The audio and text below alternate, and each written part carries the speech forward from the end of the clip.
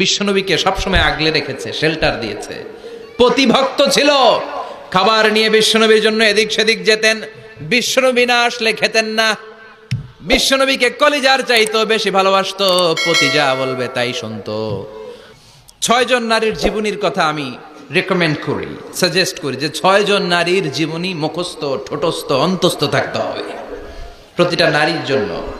আশা করি মায়েরা বোনেরা শুনছেন, আশা করি আপনারা কান লাগিয়ে শুনছেন, অনুধাবন করার চেষ্টা করছেন। আপনাদের জন্য 6 জন নারীর জীবনী পড়া অবধারিত। সংক্ষেপে বলবো, কয়জন? গুনেন। 1 নম্বরে হচ্ছে হাজার, উম্মে ইসমাইল, সৈয়দনা ইব্রাহিমের বউ, সৈয়দনা ইসমাইল আলাইহিস সালামের আম্মা, নাম হলো হাজার। আমরা বলি বিবি হাজেরা। আমরা কি কই? হাজেরা আছে না? এই প্যান্ডেলেও হাজেরা নামে 2-1 বোন থাকতে পারে। আসলে নামটা হচ্ছে হাজার। নামটা কি? হাজার। এই হাজার হচ্ছে আপনাদের 1 নাম্বার মডেল। 2 নাম্বার কুখ্যাত সন্ত্রাসী ফেরাউনের বউ আসিয়া আপনাদের 2 নাম্বার মডেল। 3 নম্বরে ঈসা আলাইহিস সালামের আম্মা মারিয়াম আলাইহিস সালাম আপনাদের মডেল। বিশ্বনবীর প্রথম বউ খাদিজা আপনাদের মডেল। বিশ্বনবীর একমাত্র কুমারী বউ মা আয়েশা আপনাদের মডেল। আর বিশ্বনবীর কলিজার টুকরা সাইয়্যিদাতুনা ফাতিমা আপনাদের জন্য মডেল। সুবহানাল্লাহ। কয়জন? 6 জন। জোরে বলেন। 6 জন। এরপরে বিশ্বনবীর প্রথম বউ খাদিজা। কি সুন্দর নাম, খাদিজা বললে ভালো লাগে না? প্রথম নারী যিনি কালিমা পড়ে ইসলাম ধর্ম গ্রহণ করেছেন, আমাদের আম্মা জান। বিশ্বনবীর প্রথম বউ, 25 বছর বিশ্বনবীর সাথে সংসার করেছেন। 3 বছর বিশ্বনবীর সাথে জেল খেটেছেন, শিয়াবে আবি তালেবে। কেমন বউ? জামাইও জেলখানায়, বউ জেলখানায়। বিশ্বনবীর সবগুলো বাচ্চা সন্তান, ছেলে মেয়ে এই মহিলার গর্ভ থেকে এসেছে, একজন ছাড়া, ইব্রাহিম। ইব্রাহিম বিশ্বনবীর আরেক বউ মারিয়ার গর্ভে এসেছে, বাকি সব খাদিজার গর্ভে। যে আমরা ফাতেমা, বিশ্বনবীর কন্যার নাম কি? ফাতেমার মায়ের নাম কি? খাদিজা। সুবহানাল্লাহ। ফাতেমা, রুকাইয়া, উম্মে কুলসুম, জায়নাব, এই 4 জনের মাই খাদিজা।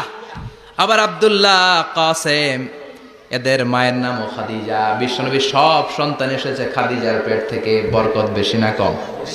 বিশ্বনবী ভয় পেলে খাদিজার কাছে গেলে ভয় কেটে যেত, সাহস যোগাতেন, শেল্টার দিতেন, ছাতার মতো মাথার উপরে দাঁড়িয়ে থাকতেন। আল্লাহু আকবার। বিশ্বনবী বলতেন, রুজিকতু হুব্বাহা, খাদিজার ভালোবাসা আমার অন্তরে আল্লাহ রিজিক হিসেবে দিয়েছে। আবার বিশ্বনবী বলতেন, আল্লাহ যেই কিয়ামতের দিন বন্ধু বন্ধুরে চিনবে না, ভাই ভাইরে চিনবে না, কেউ কাউরে চিনবে না, ওই কঠিন দিনে আমি আমার খাদিজারে যেন ভুলে না যাই, আমার খাদিজারে যেন দেখা মাত্রই চিনতে পারি এটা আমার খাদিজা। খাদিজাকে নিয়ে মা আয়েশা একদিন একটা কটু কথা বলেছিল। ও নবী, কবে আপনার এই বুড়ি মহিলা, বুড়ি বউ খাদিজা ইন্তেকাল করেছে, তারপরে কত সুন্দরী সুন্দরী বউ আমরা এসেছি, আম করে ভালো লাগে না? খালি বুড়ির কথা কেন? খালি ওই বুড়ির কথা স্মরণ করেন। আমরা আছি, আমাদের দিকে তাকান, আমরা কত সুন্দরী, আমরা কত ভালো। বিশ্বনবী রেগে গেলেন, মা আয়েশাকে এইভাবে ধরলেন। জীবনে কোনোদিন কোনো স্ত্রীর গায়ে হাত তোলে নাই, শুধু ওই দিন মা আয়েশাকে এইভাবে ধরেছিলেন আর বলেছিলেন, আয়েশা খবরদার, জীবনে এই কথা বলবা না।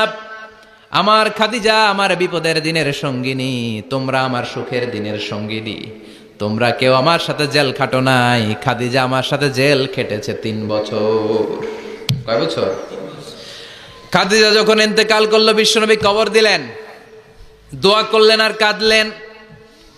সাহাবারা দোয়া শেষে চলে যায়। আবু বকর বললেন, নবী কবর দেয়া হলো, খাদিজাকে দোয়া করা হলো, এবার চলেন। বিশ্বনবী তবুও যান না। বিশ্বনবী বললেন, আবু বকর তোমার মনে চাই তুমি ঘরে ফিরে যাও, আমি যাব না, আমি দাঁড়িয়ে থাকবো।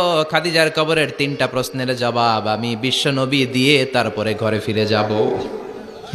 সাইয়েদনা জিবরাইল এসে বললেন, নবী আর কান্না করবেন না, আর দাঁড়িয়ে থাকবেন না, আর বায়না ধরবেন না, বন্ধুর সাথে চলে যান। খাদিজার কবরের 3টা প্রশ্নের জবাব নিয়ে আপনার টেনশনের দরকার নাই। টেনশন কার? আপনি তাড়াতাড়ি চলে যান। আপনার স্ত্রী খাদিজা যদি কবরের 3টা প্রশ্নের জবাব দিতে কোনো ভুল করে ফেলে, আরশের উপর থেকে আল্লাহ নিজেই জবাব দিয়ে দিবে। আল্লাহু আকবার। কি মহিলা ছিল! বিশ্বনবীকে সবসময় আগলে রেখেছে, শেল্টার দিয়েছে। প্রতিভক্ত ছিল, খাবার নিয়ে বিশ্বনবীর জন্য এদিক সেদিক যেতেন। বিশ্বনবী না আসলে খেতেন না। বিশ্বনবীকে কলিজার চাইতো বেশি ভালোবাসতো, পতি যা বলবে তাই শুনতো। ও মায়েরা, খাদিজাতুল কুবরার জীবনী থেকে আপনাদের জন্য শিক্ষা হলো পতিভক্তি। কি ভক্তি? এখন পতিভক্তি নাই, আমরা করি নারী ভক্তি। এখন নারী নির্যাতন কমে গেছে বাংলাদেশে, বেড়ে গেছে পুরুষ নির্যাতন। কথা কন। এখন আমরা ভক্তি করা লাগে, আমরা ভক্তি না করলে ঘরে খাওয়ান নাই, এরকম ঝামেলা আছে না নাই? কথা বলেন। আপনাদের নাগাইশের মহিলারা অনেক ভদ্র,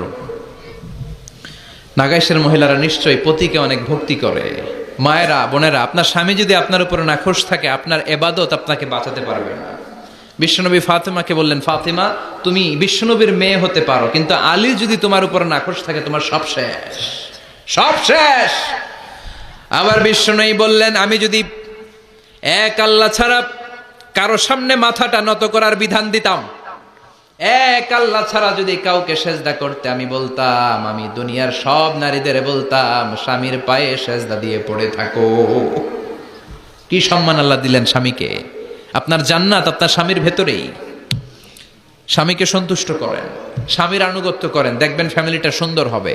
আর স্বামীরা স্ত্রীদেরকে ভালোবাসেন, স্ত্রীদেরকে ভালোবাসার গল্প শোনাবেন, দামি দামি শাড়ি কিনে দিবেন, তারপরে রাত্রিবেলা গান শোনাবেন। আধরাতে যদি ঘুম ভেঙে যায়, মনে পড়ে মোরে প্রিয়, চাঁদ হয়ে রব আকাশের গায়ে, বাতায়ন খুলে দিও। এই গানগুলো শুধু বউয়ের গান, শালীর গান না, বাবির জন্য না, চাচাতো বোনের জন্য না। উল্টাপাল্টা জায়গায় করলে গুনাহ আছে না নাই?